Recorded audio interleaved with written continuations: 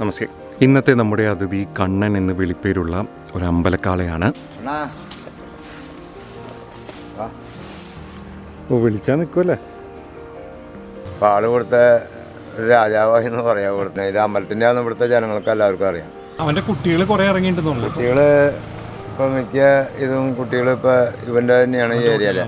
ചാലക്കുടി അടുത്തുള്ള പ്ലാന്റേഷൻ എസ്റ്റേറ്റിലെ ശ്രീധർമ്മശാസ്ത്ര ക്ഷേത്രത്തിൽ നടയിരുത്തിയ ഗിറിനത്തിൽപ്പെട്ട ഒരു കാളയാണ് കണ്ണൻ. നിബിഡ വനത്താൽ ചുറ്റപ്പെട്ട പ്ലാന്റേഷൻ എസ്റ്റേറ്റിലെ പാടികളിൽ താമസിക്കുന്ന ജീവനക്കാർ പലരും നാൽക്കാലികളെ പോറ്റിപ്പോരുന്നുണ്ട്. പ്രത്യേകിച്ച് നാടനിനത്തിൽപ്പെട്ട പശുക്കളെ. വന്യമൃഗശല്യം ഒരു തുടർക്കഥയാണ് ഇവിടങ്ങളിൽ. എന്നാൽ ഒരു അനുഗ്രഹം പോലെ കണ്ണന്റെ വരവോടെ ഒരു പരിധിവരെ പശുക്കളെ നഷ്ടപ്പെടുന്നത് കുറഞ്ഞു എന്നതാണ് ഏറെ സന്തോഷകരമായ വസ്തുത. ഇവിടത്തുകാരുടെ കണ്ണിലുണ്ണിയാണ് കണ്ണൻ. തനി ഗുജറാത്തുകാരനാണെങ്കിലും പേര് ചൊല്ലി വിളിച്ചാൽ വെളിപ്പുറത്താണ് കണ്ണൻ എന്ന ഈ ഭീമൻ ഗിർക്കാള. ഗീറെന്ന് പറഞ്ഞാൽ പിന്നെ 2 പേരുണ്ടായിരുന്നു. 2 മൂരികളെ ഇവിടെ കൊണ്ടുവന്നത്. അപ്പോൾ ഈ അമ്പലത്തിലേക്ക് കൊടുത്തിട്ട് അതിൽ ഒരു വിടാവിനെ ചെറുതായിരുന്നു 2 പേരെ കൊണ്ടുവന്നപ്പോൾ. അപ്പോൾ ചെറുതായിരുന്നപ്പോൾ ഒരു കുട്ടീനെ ഇവിടെ കുരി പിടിച്ചു. പിന്നെ ഒറ്റയ്ക്കുള്ളൂ ഇവിടെ. പിന്നെ ഈ കൂട്ടത്തിയോടെ കൂടി ആൾ ഇവിടുത്തെ ഒരു രാജാവായി എന്ന് പറയാം. ഇവിടുത്തെ എല്ലാവരും നാട്ടുകാരുടെയും എല്ലാവർക്കും വേണ്ടപ്പെട്ട ഒരു മൂരിയായി തീർന്നു ആള്. ഇവിടെയുള്ള പാടികളിലുള്ള വീടുകളിൽ നിന്ന് ഭക്ഷണം അവനെ കൂടി മിക്ക വീട്ടുകളിൽ നിന്ന് അവനെ സഹായിക്കുന്നുണ്ട്. കഞ്ഞിരിവെള്ളം കഞ്ഞിയായിട്ട് ഇതൊക്കെ കൊടുക്കും. പിന്നെ അങ്ങനെ ഓരോ ഭക്ഷണങ്ങൾ വിളിച്ചാലും എന്തെങ്കിലും കൈ നീട്ടി എന്തെങ്കിലും കൊടുക്കുകയാണെങ്കിൽ വിളിച്ചാലും ആൾ നമ്മുടെ അടുത്ത് കഴിച്ചിട്ട് പോക്കുള്ളൂ. ഉപദ്രവമൊന്നുമില്ല. അങ്ങനെ ആൾക്കാർക്ക് കാണുമ്പോൾ ടൂറിസ്റ്റ് വരുമ്പോൾ അവർക്കൊരു പേടി. വലുപ്പത്തിൽ ഇതിനെ കാണുമ്പോൾ അവർക്കൊരു പേടി ഉണ്ടാവും. കാരണം ഇതിങ്ങനത്തെ നമ്മുടെ ഈ നാട്ടിൽ ഈ പരിസരത്ത് ഇല്ലല്ലോ. അപ്പം അങ്ങനെയൊക്കെ ഒരു പേടി സ്വപ്നമുണ്ട്. പക്ഷേ ഉപദ്രവമൊന്നുമില്ല. അങ്ങനത്തെ ഒരു കാളയാണ് ഈ കാള. അവൻ്റെ കുട്ടികൾ കുറേ ഇറങ്ങിയിട്ടുണ്ടോ? കുട്ടികൾ ഇപ്പം മിക്ക ഇതും കുട്ടികൾ ഇപ്പം ഇവൻ്റെ തന്നെയാണ് ഈ ഏരിയയിലെ. ചെവി അതിൻ്റെ അടയാളമാണ്. ചെവി മൊത്തം ചെവിയാണ് ഇതിൻ്റെ മൊത്തത്തിൽ കാണിക്കുന്നത് ഇവൻ്റെ ആന്നുള്ളത്. ആ ചെവിയുടെ അടയാളം കണ്ടു കഴിഞ്ഞാൽ എല്ലാവർക്കും അറിയാം. വലിപ്പം കണ്ടു കഴിഞ്ഞാൽ ഏതാണ്ട് സെയിം ഇവൻ്റെ ആണെന്ന് എല്ലാവർക്കും അറിയാം. ഇവൻ്റെ ഒപ്പം വേറെ കാളകൾ ഈ ഏരിയ മൊത്തം ഭരിക്കുന്ന അല്ല, മുന്നേ ഉണ്ടായിരുന്നു കുറച്ച് കാളകളുണ്ടായിരുന്നു. ഇവൻ്റെ ജോഡികൾ വേറെ ഐറ്റംസ് നാടൻ സ്റ്റൈൽ. അവരൊക്കെ ഇപ്പോൾ ഓരോ വേറെ ഒരു അമ്പലത്തിൻ്റെ വേറൊരു കാളയുണ്ട്. അത് നാടൻ എന്നാണ്. ഇവൻ ചെറുപ്പത്തിലായിരുന്നപ്പോൾ ഇവനവ ഓടിച്ചായിരുന്നു. അവനിത്തിരി വലുപ്പത്തിലുണ്ടായതാ. അപ്പോൾ അവനെ ഓടിച്ചു കഴിഞ്ഞിട്ട് ഇപ്പം അധികാരം അവന് തിരിച്ചു ഓടിച്ചു പോകാൻ. ഇപ്പം അവനെ വേറെ ദിക്കിലേക്ക് വിട്ടു. ഇപ്പോൾ ഇവനാണ് ഇപ്പോൾ ഇവിടുത്തെ ഈ 17 അങ്ങാട്ടിലെ തമ്പുരാനെന്ന് പറയാം. അങ്ങനെ ഒരു കാളയാണ് ഞങ്ങളുടെ അമ്പലക്കാളയാണത്. വൈകുന്നേരം കഴിഞ്ഞാൽ വീട്ടിൽ വരും. അവിടെ ഞങ്ങളെ ലെൻസിലാണ് കിടക്കാം. അവിടെ കിടക്കും. പശുക്കളൊക്കെ അവിടെ കിടക്കും. പിന്നെ ആരെങ്കിലും എന്തിനും അങ്ങനെ കൊടുക്കൂല. കഞ്ഞിവെള്ളം അങ്ങനെ കഞ്ഞി ഇതൊക്കെ ആയിട്ട് കൊടുക്കും.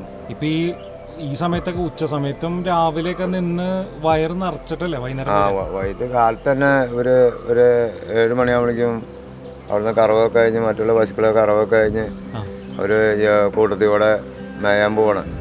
മേഞ്ഞ് കഴിഞ്ഞ് ഒരു സന്ധ്യയാകുമ്പോൾ ഒരു 5:30 ആകുമ്പോഴേക്കും അവിടെ ലാൻഡാവും. പിന്നെ നേരം വെളുത്താണ്. ഇതേപോലെ വേറെ ശല്യം ഒന്നുമില്ല. ഒക്കെ അവരവിടെ കിടക്കുള്ളൂ. പശുക്കൾക്ക് ഒരു കാവലാണല്ലോ. പിന്നെ മൊത്തത്തിൽ വേറെ ഒരു ഉപദ്രവം ഉണ്ടാവില്ല. പുലിയൊക്കെ വരുമ്പോഴായാലും പുലി അത്യാവശ്യം ചെറുകിട കുട്ടികളൊക്കെ പുലി പിടിക്കുകയാണെങ്കിൽ പിടിക്കുള്ളൂ. അതിപ്പോൾ ഇവര് കൂട്ടം തിരിഞ്ഞ് മാറി എന്നാലാണ് ആ കുട്ടീനെ പിടിക്കപ്പെടാ.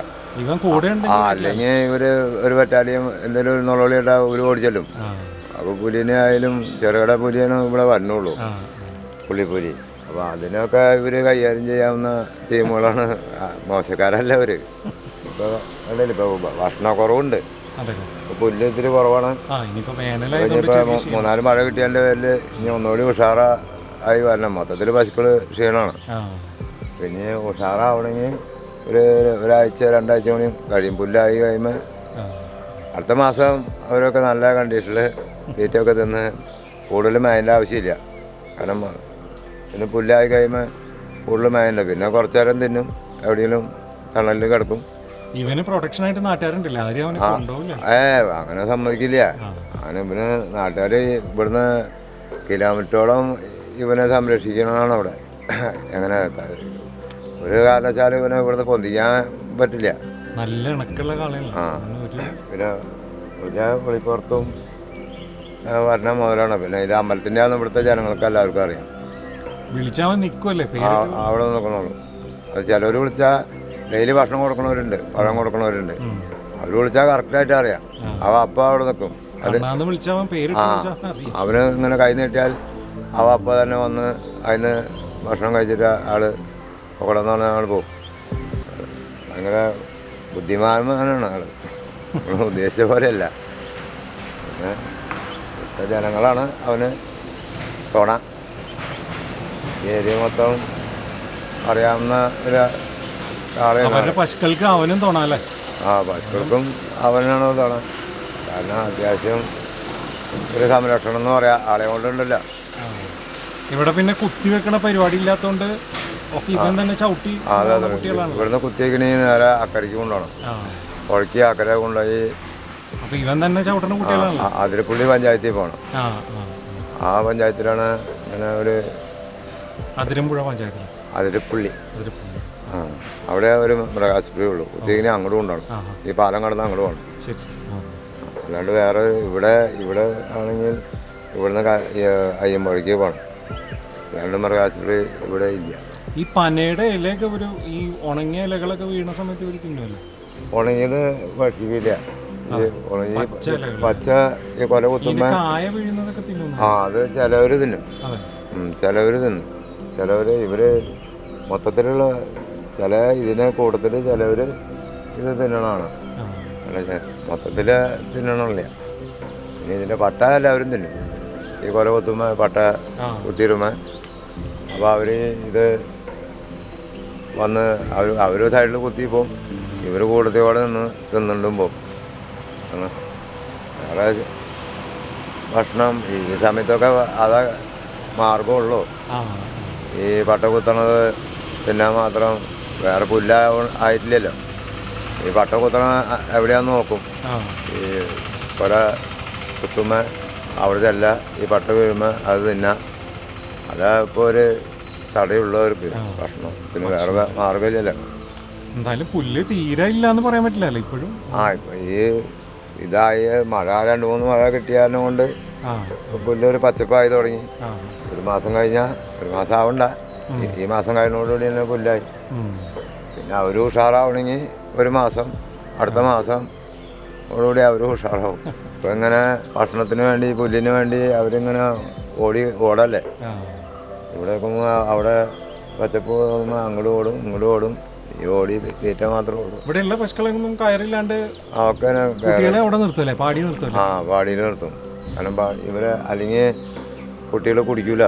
അപ്പൊ ചിലതിനെ കറക്കണേറ്റെങ്കിൽ ഉണ്ട്. അപ്പൊ ഉച്ചയാകുമ്പോ കുട്ടികളെ തേടി ഇവരങ്ങ് എത്തുമല്ലേ? അപ്പൊ ഉച്ചത്തെ മിക്കതും കറക്കാറില്ല. അപ്പൊ അത് കുട്ടികൾക്കുള്ള. പിന്നെ വൈകിട്ട് കുട്ടികളെയും കയറ്റി പിന്നെ കുട്ടികളെ പുറത്ത് ഇറക്കില്ല. ഈ കുട്ടികളെ വെളുപ്പിനെ ഇറക്കുള്ളൂ. പക്ഷെ ഇവരയച്ചിടും. ഇവരാ തൊഴുത്ത് പാടിയുടെ ഉമർത്ത് ഇവരവിടെ കിടന്നോളൂ. നേരം വെളുത്ത് എൻ്റെ കുട്ടികളെ ഓരോരുത്തരെ ഇറക്കി കുളിപ്പിച്ച് കറന്നെടുക്കും.